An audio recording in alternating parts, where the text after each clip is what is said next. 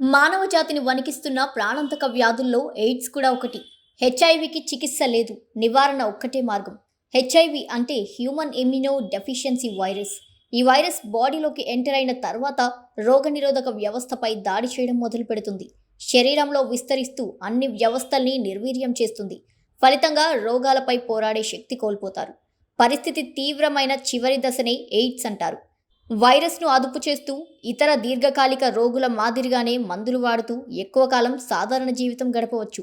HIV ఉన్న వారందరికీ ఎయిడ్స్కు దారితీస్తుందని చెప్పలేం. హెచ్ఐవి సోకిన వారికి తరచుగా జబ్బు పడుతూ ఉండడం, పదే పదే ఇన్ఫెక్షన్ సోకడం, అదేవిధంగా రక్తాల్లో తెల్ల రక్త కణాలు స్థాయికి మించి పడిపోతే ఎయిడ్స్ సోకినట్టు డాక్టర్లు నిర్ధారిస్తారు. రక్త పరీక్ష ద్వారా హెచ్ఐవి సోకిందని నిర్ధారిస్తారు. హెచ్ఐవి సోకిన తొలి దశలో సిమ్టమ్స్ కనిపించకపోవచ్చు. తలనొప్పి, శరీరంపై దద్దుర్లు, గొంతు నొప్పి, జ్వరం, బరువు తగ్గడం, విరేచనాలు, దగ్గు వంటి లక్షణాలు కనిపిస్తాయి.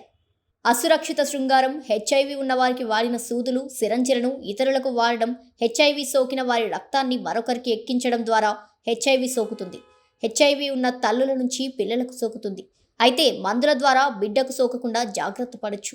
ఎయిడ్స్ రోగులను హత్తుకున్నా, వారికి షేక్ హ్యాండ్ ఇచ్చినా వ్యాధి రాదు. హెచ్ఐవి చాలా సున్నితమైన వైరస్.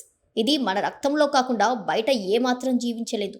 బాహ్య వాతావరణంలోకి వచ్చిన సెకండ్ల వ్యవధిలోనే ఈ వైరస్ మరణిస్తుంది. అందుకే హెచ్ఐవి వ్యాధిగ్రస్తులతో కలిసి ఆహారం తిన్నా, వారిని తాకినా ఈ వైరస్ వ్యాప్తి చెందదు.